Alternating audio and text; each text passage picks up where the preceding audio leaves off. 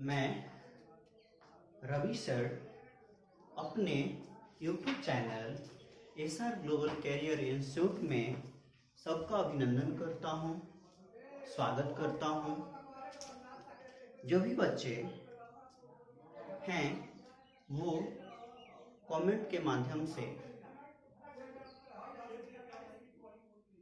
हमें पता चल रहा है कि जो भी स्टूडेंट्स हैं सारे के सारे बच्चे अपने अपने channel SR global career institute से अभी लगभग जुड़ नहीं चुके हैं।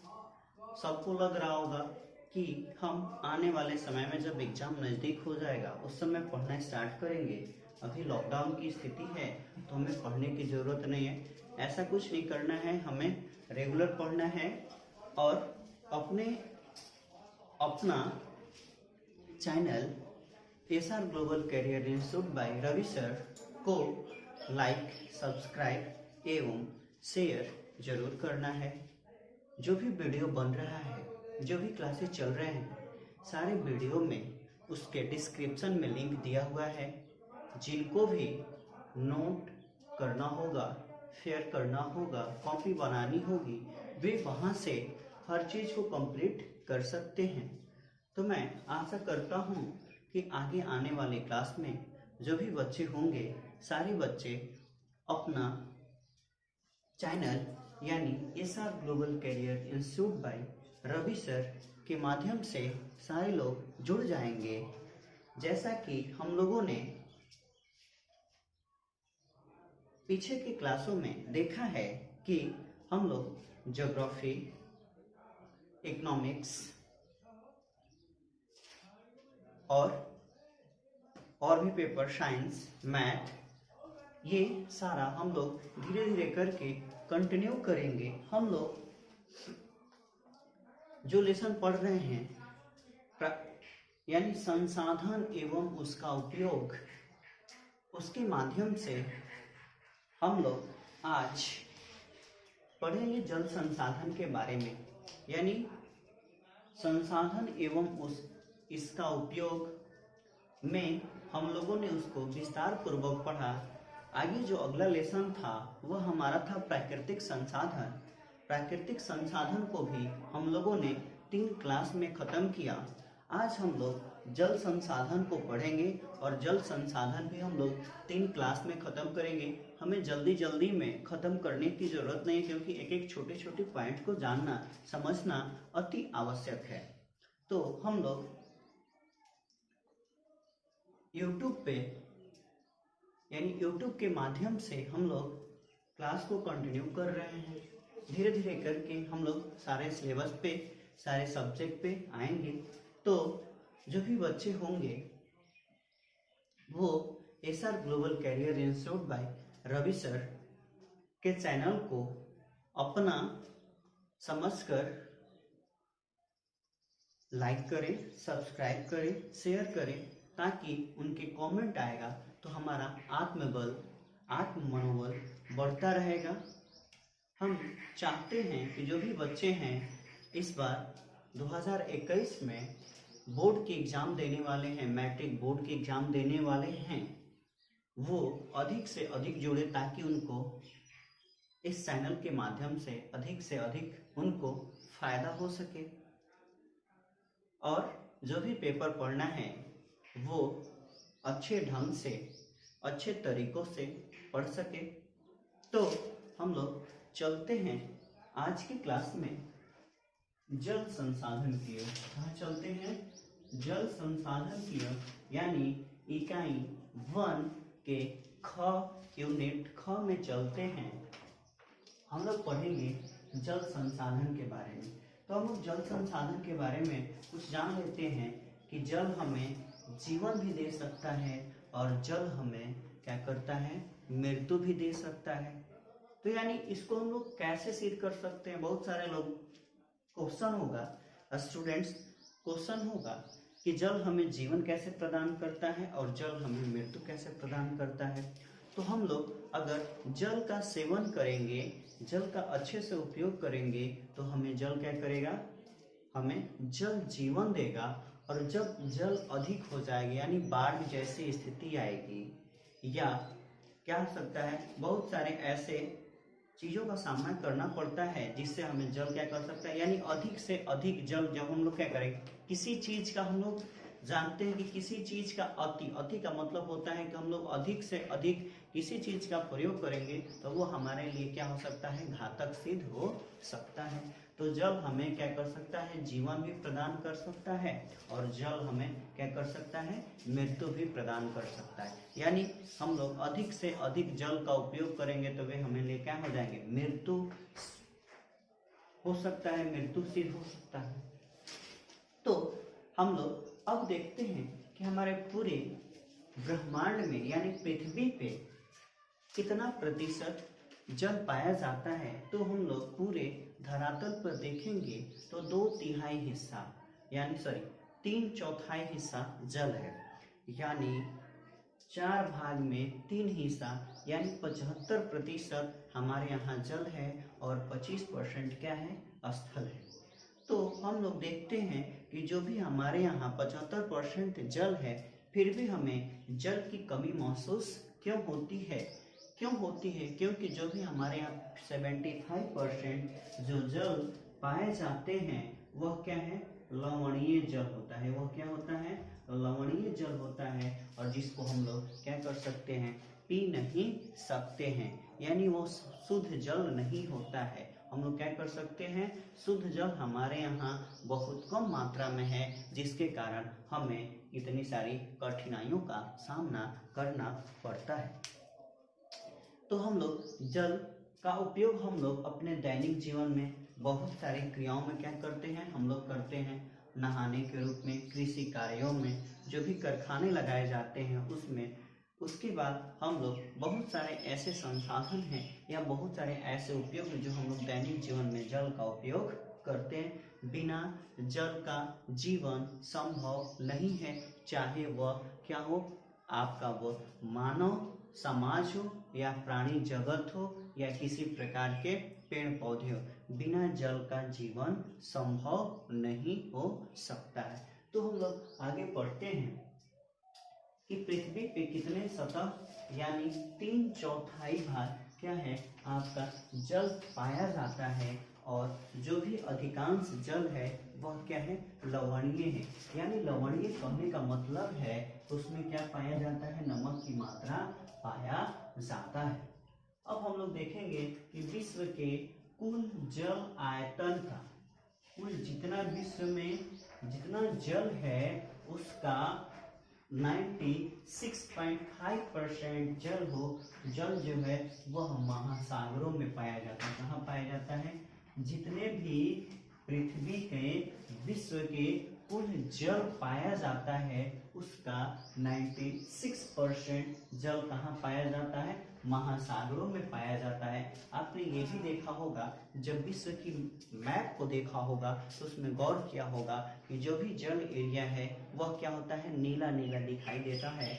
जैसे आप लोग अगर देखेंगे, चंद्रमा से देखेंगे पृथ्वी को तो पृथ्वी क्या होता है, नीला नीला दिखाई देते हैं, यानी जल की मात्रा अधिक पाया जाता है, जिससे हम लोग नीला ग्रह के नाम से भी यानी पृथ्वी को नीला ग्रह के नाम से भी जानते हैं।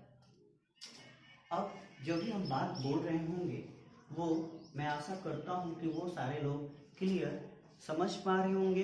अगर उनको किसी तरह का कोई दिक्कत हो तो हमें कमेंट कर सकते हैं, कॉल कर सकते हैं, ये सारा चीज़ हमें या यूट्यूब चैनल के माध्यम से या व्हाट्सएप भी कर सकते हैं। क्वेश्चन जो समझने में उनको प्रॉब्लम नहीं होगा तो वे हमें कर सकते हैं। तो हम लोग आगे देखते हैं कि जो हमारा पूरे पृथ्वी पे यानी जो भी जल पाया जाता है उसका 96% जल जो महासागरों में पाया जाता है। कहाँ पाया जाता है, महासागरों में पाया जाता है, तथा 2.5% जल मृदु जल पाया जाता है, यानी जिसको हम लोग मीठा जल बोल सकते हैं। तो यानी पूरे पृथ्वी पे 2.5% जल क्या पाया जाता है, मृदु जल पाया जाता है जो पीने योग्य होता है।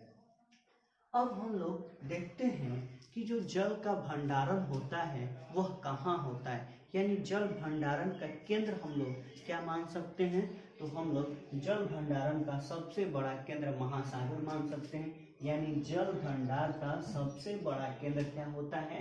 महासागर होता है। इसीलिए कहा जाता है कि महासागरों को क्या कहते हैं? जलधि की संज्ञा। जो भी महासागर होते हैं उसे जलधि की संज्ञा दी गई है। आगे पृथ्वी पे अब हम लोग देखते हैं कि जल के कौन कौन से स्रोत हैं, यानी जल हमें किन किन स्रोतों से हमें प्राप्त होता है। यानी विविध रूपों में पाया जाता है। जल को हम लोग क्या कर सकते हैं? विविध रूपों में पाया जा सकता है। यानी जल का स्रोत विविध रूपों में हमें देखने के लिए मिलता है या पृथ्वी पे पाया जाता है। तो सबसे फर्स्ट हम लोग देखते हैं भूपृष्ठीय जल, यानी जो भूमि के क्या होता है? ऊपरी सतह पे पाया जाता है, उसको हम लोग क्या बोल सकते हैं? भूपृष्ठीय जल। जो सेकंड पॉइंट है उसको हम लोग बोल सकते हैं भूमिगत जल, यानी जो भूमि के नीचे पाया जाता है उसको हम लोग क्या बोल सकते हैं? भूमिगत जल।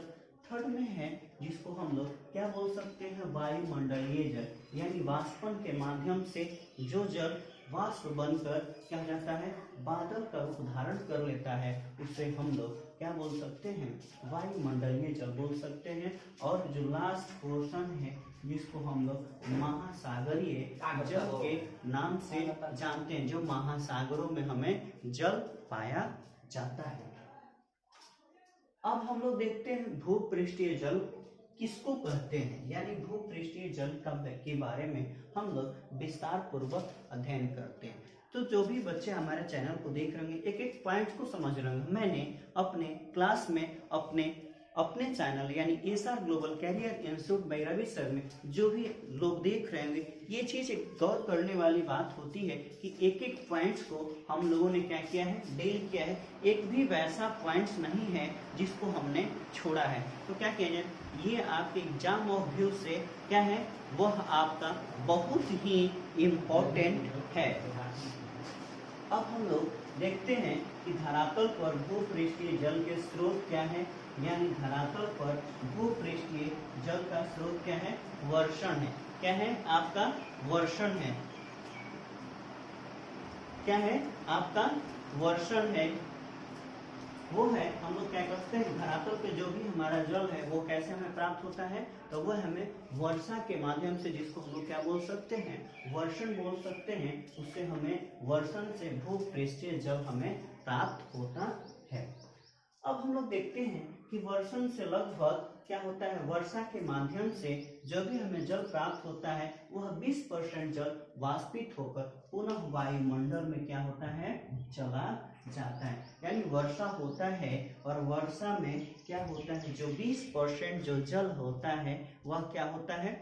वह जो 20% जल होता है वह हमारे वाष्पन के माध्यम से कहाँ चला जाता है? यानी वाष्पन के माध्यम से वह कहाँ चला जाएगा? तो वाष्पन के माध्यम से वह फिर से वायुमंडल में चला जाता है।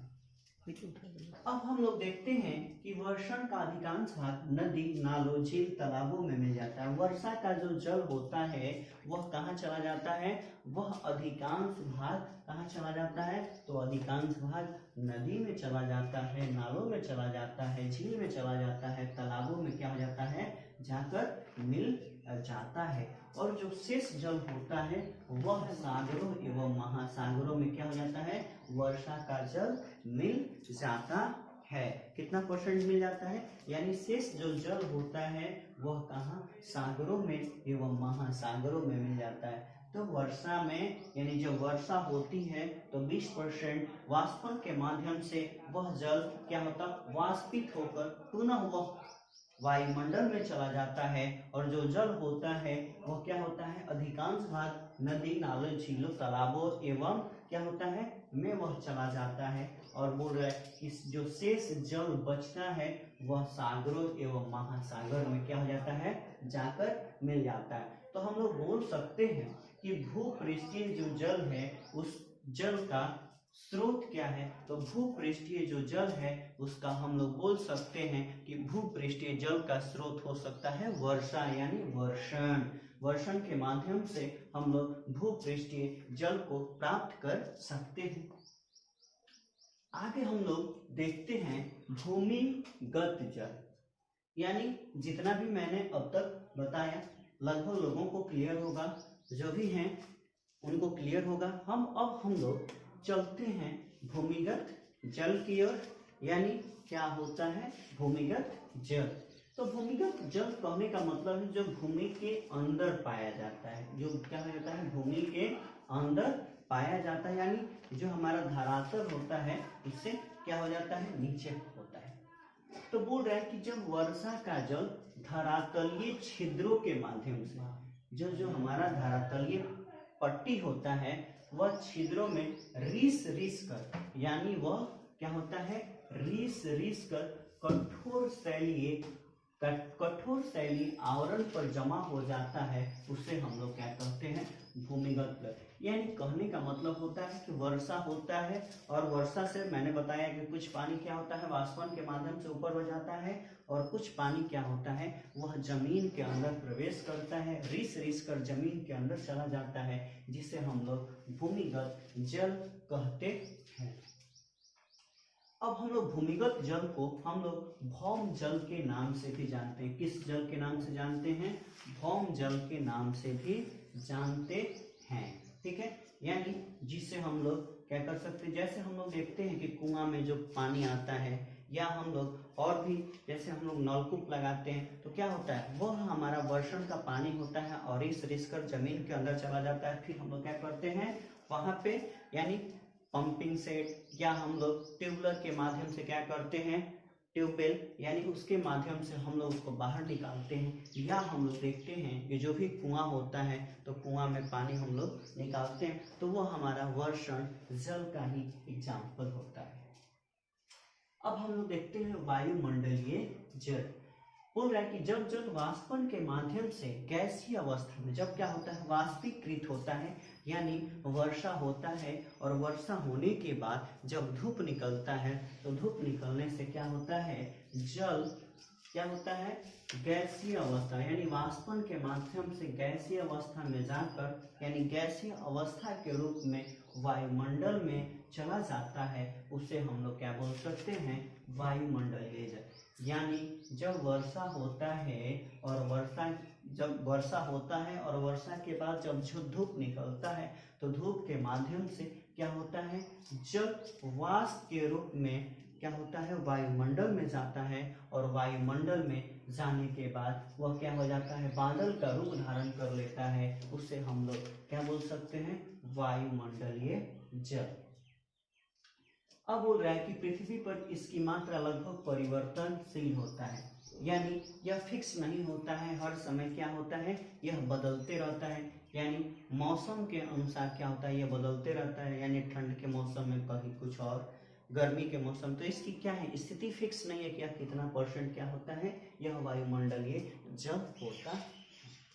अब हम लोग देखते हैं महासागरीय जल, यानी जल की सतत एवं निर्दिष्ट दिशा में प्रवाह को हम लोग क्या बोल सकते हैं महासागरीय जल, यानी जलों के सतत का मतलब होता है लगातार, सतत का मतलब क्या होता है लगातार, एवं निर्देशित जो भी वहाँ का निर्देशित दिशा होता है, और निर्देशित दिशा में क्या होता है प्रवाह होता है और वह हमेशा बना रहता है, उसी को हम लोग बोल सकते हैं महासागर। हम लोग जल संसाधन में देख रहे थे कि क्या क्या होता है, कितने प्रकार के हमारे यहाँ जो जल पाया जाता है वह कितने प्रकार के स्रोत के बारे में हम लोगों ने पढ़ लिया।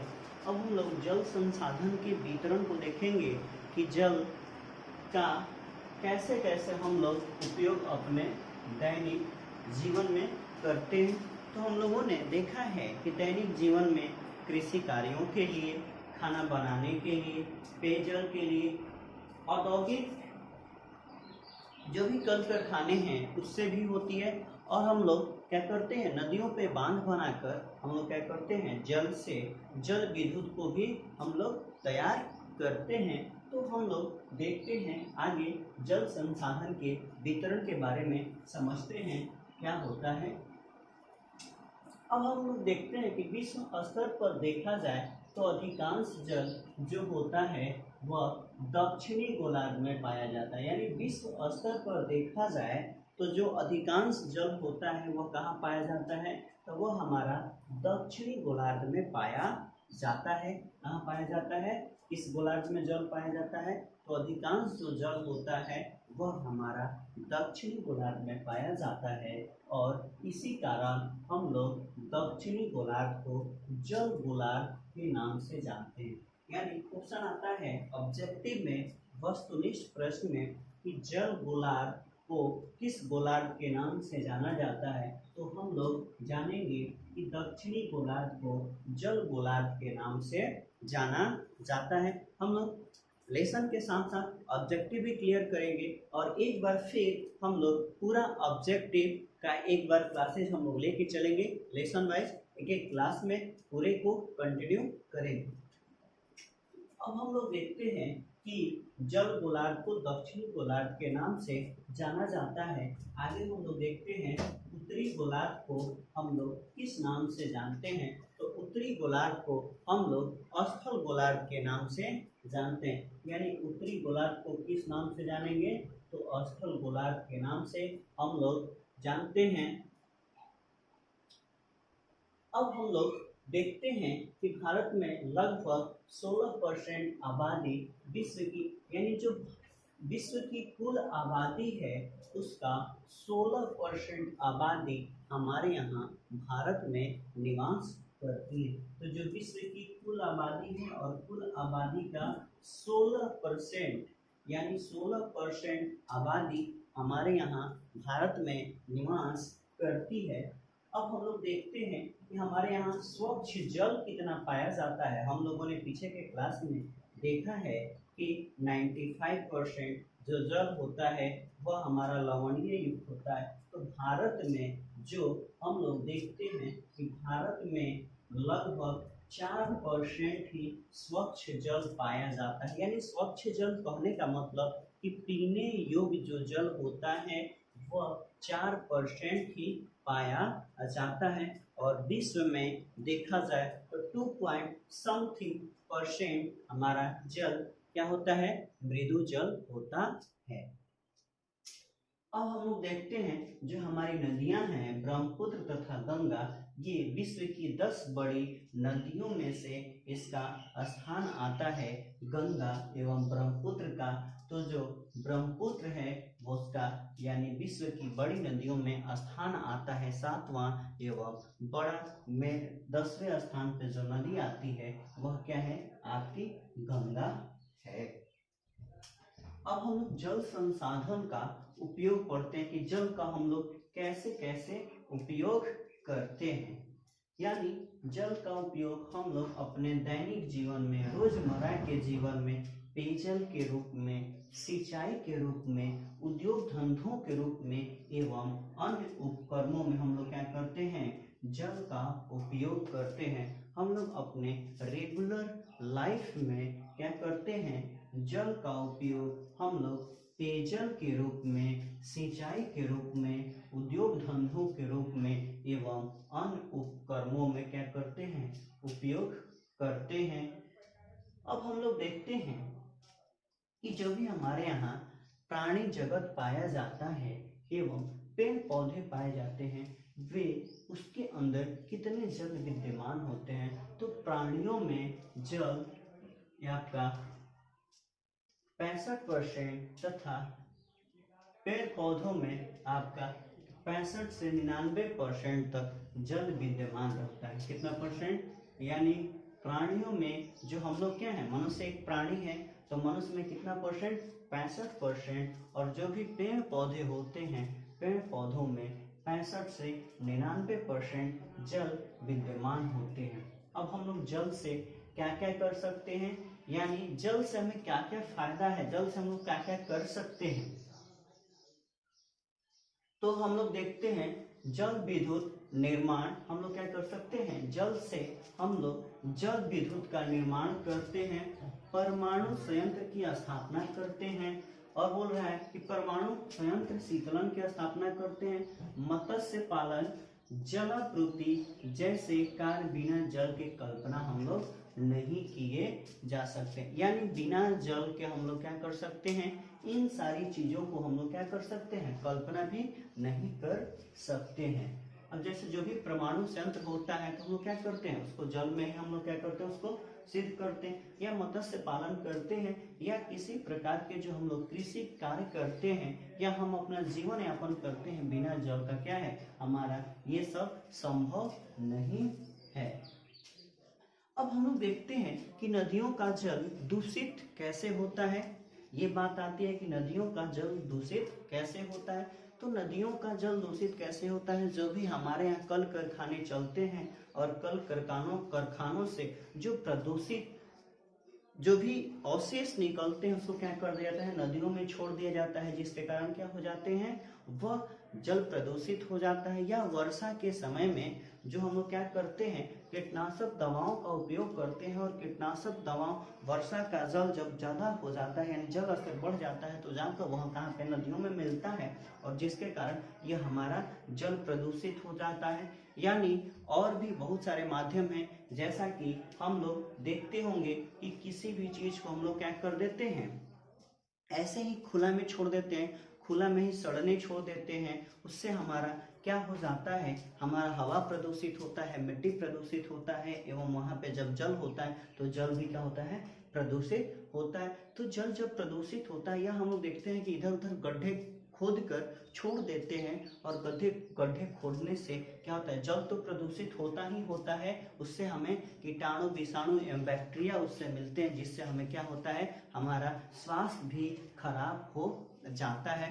तो हम लोग क्या कर सकते हैं, अब जल को देखते हुए हम लोग बहुउद्देशीय उद्देश्यों की पूर्ति करते हैं। जल के माध्यम से हम लोग क्या करते हैं, बहुउद्देशीय परियोजनाओं का भी क्या करते हैं, हम लोग उपयोग करते हैं। यानी बहुत सारे उद्देश्यों की पूर्ति के लिए हम लोग क्या करते हैं, बहुउद्देशीय परियोजनाओं का विकास करते हैं।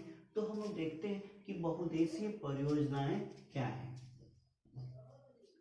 तो बहुत सारे उद्देश्यों की पूर्ति के लिए क्या देखते हैं कि बहुत सारे उद्देश्यों की पूर्ति के लिए जो परियोजनाएं तैयार की जाती है, उससे हम लोग क्या कर सकते हैं, बहुउद्देशीय परियोजनाएं। यानी बहुत सारे उद्देश्यों की पूर्ति के लिए हम लोग क्या करते हैं, जो परियोजनाएं तैयार करते हैं उसको हम लोग बोल सकते हैं बहुउद्देशीय परियोजनाएं। अब हम लोग देखते हैं कि बहुउद्देशीय परियोजनाएं हम लोग नदियों पे क्या करके, बांध बनाकर सबसे पहले हम लोग बिजली का सप्लाई करते हैं, उसके बाद वहां से नहरें निकाली जा सकती है, उससे हम लोग मछली पालन कर सकते हैं, उससे हम लोग क्या कर सकते हैं, नदियों पे बांध बनाकर बाढ़ को रोका क्या किया जा सकता है। इन सारे माध्यमों से हम लोग क्या कर सकते हैं, यानी बहुउद्देशीय परियोजनाओं का विकास करते हैं। तो हम लोग एक एक पॉइंट को हम लोग समझे। अब हम लोग देखते हैं कि इन सारी चीजों को देखते हुए जल संसाधन यानी जल संसाधन के बारे में हम लोगों ने पढ़ लिया। तो हम लोग जो भी बच्चे देख रहे हैं वो फिर हम लोग अगली क्लास में पार्ट 2 को लेके चलेंगे, यानी बहुउद्देशीय परियोजनाओं पे हम लोग अगले क्लास में चर्चा करेंगे कि बहुउद्देशीय परियोजनाएं हमारे लिए क्यों इम्पोर्टेंट है, क्या उससे फायदे हैं और कितने क्वेश्चन आते हैं। तो तब तक हम लोग अपना YouTube चैनल यानी SR global career institute by Ravi sir को लाइक करते रहिए, सब्सक्राइब करते रहिए, शेयर करते रहिए, ताकि उनका मनोबल और भी बढ़ता रहे और नए नए वीडियो के साथ अब वो मिलते रहे। अब हम लोग यहाँ पे जो भी बच्चे होंगे इसको राइट डाउन कर सकते हैं, या इसका PDF हमारा डिस्क्रिप्शन जो बॉक्स होता है, डिस्क्रिप्शन में हम लोगों ने क्या कर दिया है, इसका PDF का लिंक दे देते हैं, और वहां से क्या कर सकते हैं, आप लोग इसको लिख सकते हैं, शेयर कर सकते हैं, राइट डाउन कर सकते हैं। तो जो भी बच्चे होंगे किसी तरह का प्रॉब्लम अगर इनसे क्रिएट होता होगा, यानी किसी तरह का कोई उनको समझ में नहीं आ रहा होगा, तो वे हमें क्या कर सकते हैं, कमेंट कर सकते हैं, मैसेज कर सकते हैं, कॉल कर सकते हैं, व्हाट्सएप भी कर सकते हैं। उन सारी चीज़ों का उन्हें आंसर दिया जाएगा। थैंक यू, धन्यवाद। जितने भी लोग हैं SR global career institute by Ravi sir के साथ बने रहिए। और फिर हम लोग अगले क्लास में एक नए अध्याय यानी इसके नए पार्ट को लेकर आएंगे और फिर हम लोग उसका विस्तार पूर्वक अध्ययन करेंगे। Thank you.